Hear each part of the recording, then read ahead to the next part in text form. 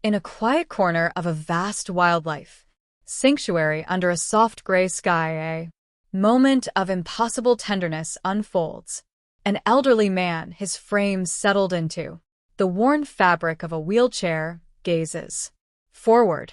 His hands, marked by time, rest on his lap.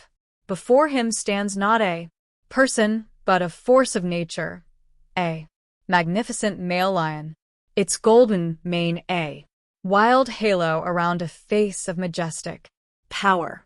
There is no cage between them, only a few feet of grassy earth. And on that sacred ground, the king of the savannah performs an act of startling gentleness. A massive paw tipped with claws capable of tearing steel is lifted with delicate precision and placed upon the man's knee. The air is still charged with an emotion that words cannot capture. It is a scene that defies logic, a silent conversation between two beings from different worlds. Who is This man? and what is his connection to? This formidable predator? This is not a chance encounter or train trick. This is the culmination of a story that has been dormant for 3 decades. A story of a single heroic choice, a profound sacrifice, and a bond that memory refused to let fade. To understand the weight of that gentle paw, to feel the history held within that quiet gaze, we must journey back in time, back 30 years, to a fateful day that would shatter one life, save another, and forge a connection that time itself could not Break. 30 years ago, Thomas Raines was a different man. Young, vibrant, with legs strong enough to carry him for miles across the sun-shed African plains. He Lived and breathed the wilderness. he Wasn't just a ranger. he was a guardian. His face was tanned by the sun, his eyes sharp, accustomed to spotting the flick of an ear in the tall grass or the distant shimmer of a herd on the move. His life was a rhythm of patrols, of tracking, of listening to the ancient pulse of the land. He felt a profound connection to the creatures he protected, a silent understanding that this was his life's purpose. One sweltering afternoon, while on a routine patrol near a series of rocky outcrops, a sound pricked his ears. It was faint, a high-pitched cry of distress that was nearly swallowed by the wind. He followed the sound to the edge of a narrow, deep ravine. There, huddled on a precarious ledge just below the rim, was a tiny lion cub. It couldn't have been more than a few weeks old. It was alone, shivering, its cries weak and desperate. There was no sign of its mother. Thomas knew the brutal calculus of the wild. A Lone lion cub was a death sentence. An easy meal for hyenas or a victim of starvation. His heart ached for the small creature. Without a second thought, his training took over. He assessed the unstable cliff edge, the crumbling sandstone, a clear danger. But leaving the lion cub was not an option. He lay flat on his stomach, inching his body forward, his arm outstretched. The cub, seeing him, cried out again, a mix of fear and a desperate plea. "Easy there, little one," Thomas whispered, his fingers just managing to brush against its soft fur. He had it. He began to pull the small, warm body towards him. But in that same instant, the earth gave a sickening groan. The fragile Vok was lying unfractured. In a split second of pure instinct, Thomas used the last of a stable purchase on the ground to fling the lion cub away from the edge, sending it tumbling safely onto the solid ground, several feet away. For him, there was no escape. The world dissolved into a chaotic roar of falling rock and dirt. The ground vanished from beneath him, and he fell into the darkness of the ravine. The last thing he remembered was an unbearable crushing weight on his legs, A pain so absolute it stole his breath, and then silence. He was found, hours later by another patrol, barely conscious, his body broken. The lion cub was safe, but Thomas Raines would never walk again. His career was over. His Life in the wild was finished. he Returned home, quietly retiring into a world defined by four walls and the silent companionship of a wheelchair. His heroic act as secret sacrifice known only to a few. For 30 years, the story went silent. 30 years is a long time. It's long enough for vibrant memories to soften into pale watercolors, for a life of adventure to feel like a story someone else lived. For Thomas Raines, now 68, those 3 decades had passed. In a quiet, unassuming rhythm. His world was his small house, his garden, and the memories he rarely spoke of. The African sun was a distant ghost, the roar of a lion's sound he only heard in his dreams. He had made peace with his new life, but a part of him remained on that dusty cliffside, forever tethered to the choice he made. Then one Tuesday morning the phone rang. It was a name He hadn't heard in years, a former colleague. his voice older, but instantly recognizable. After a few minutes of pleasantries, the man's tone grew serious. "Thomas," he said, "I'm calling for a strange reason. You remember that Day. the rock slide?" Thomas's heart gave a jolt. Of course, the lion cub. The voice on the phone continued. "The one you saved. It survived, Thomas. We took it in. It's still here at the sanctuary." A pause, and he's magnificent. But there's something else. He has this unusual behavior. He's Always been incredibly calm around the rangers, never aggressive. It's baffled everyone for years. We had a theory, and I had to call you. The news struck Thomas like a bolt of lightning. Alive after all this time. A torrent of emotions washed over him. Shock, joy, and a deep trembling hope. But it was tangled with a profound fear. What if the lion didn't remember? He would just be a strange man in a metal chair. the Hope was too fragile, too precious to risk being shattered. He found himself researching late into the night. canon. Animal truly remember a single act of kindness from its infancy across a chasm of 30 years? The scientific community offers theories but few certainties. They speak of associative memory, where a scent or a sound can trigger a powerful recollection.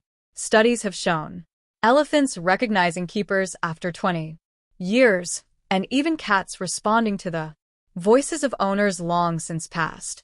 But A lion, a creature of instinct and raw power, could an emotional imprint formed in a moment of terror and rescue truly last a lifetime? The question haunted him. His friend's description of the lion's inexplicable calmness was a piece of a puzzle he felt compelled to solve. It was a faint echo from the past, a whisper that suggested his sacrifice had not been forgotten. After a week of internal debate, he made his decision. He had to know. He had to see for himself. And so, with a heart full of trepidation and a lifetime of unspoken questions, Thomas Raines arranged the trip.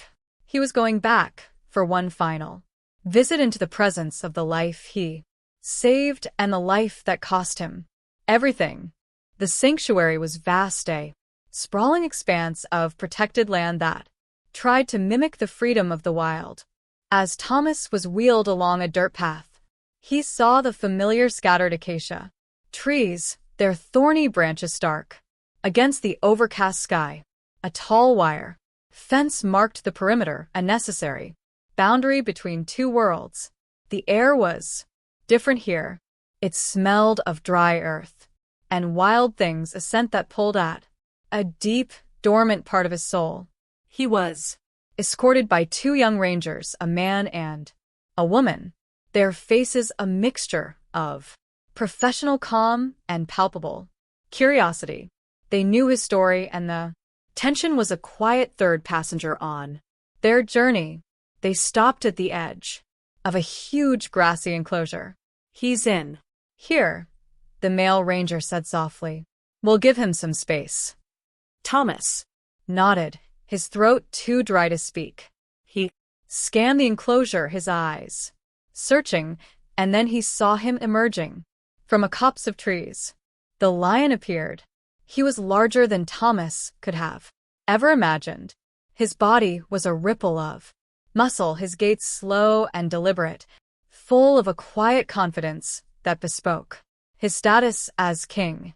His magnificent golden mane framed his face, and he paused, surveying his territory with intelligent, amber eyes. First his gaze swept over the rangers, lingering for a moment. Then his eyes moved, and they found Thomas. They locked. In that instant, the world seemed to fall away. There was no fence, no wheelchair number 30. Years of silence. There was only the man and the lion. The lion began to walk towards them. It wasn't a charge. It was A slow, purposeful approach. The female ranger instinctively took a half step back, her hand hovering near her side.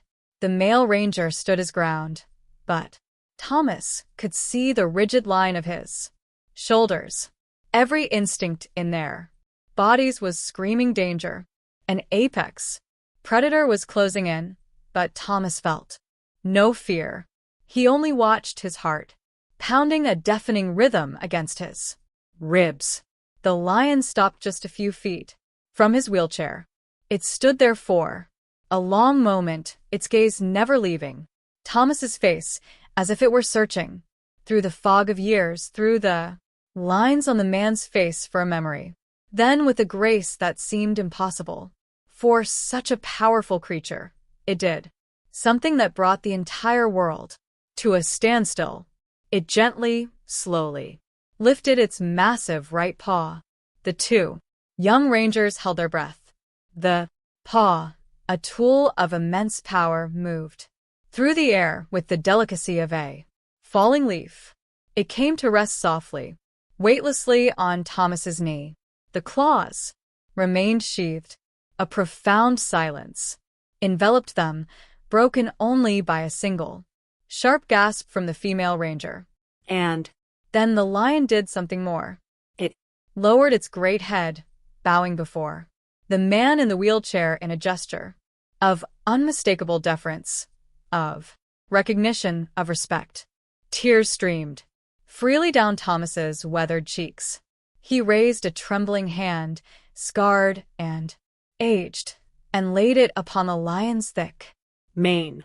The fur was coarse and warm beneath his touch. A lifetime of unspoken grief and quiet acceptance found its release in a single choked whisper. You remember me, old friend. The breathtaking moment of the bow was not the end of the story. It was the beginning of the reunion.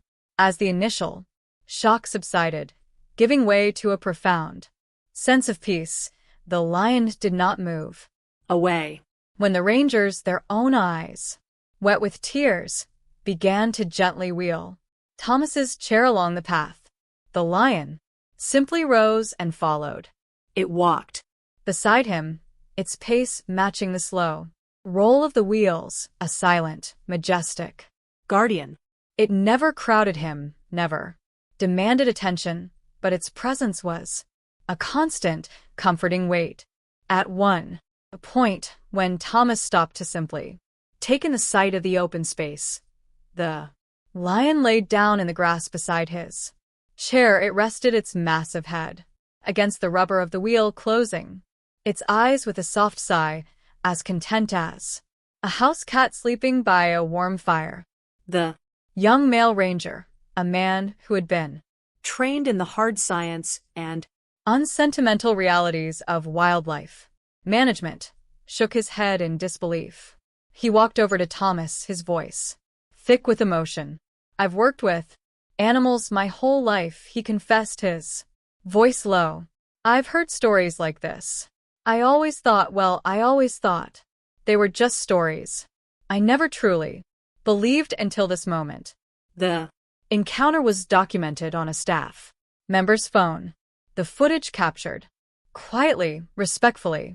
In the weeks that followed, those images would be shared, and they would circle the globe, touching the hearts of millions.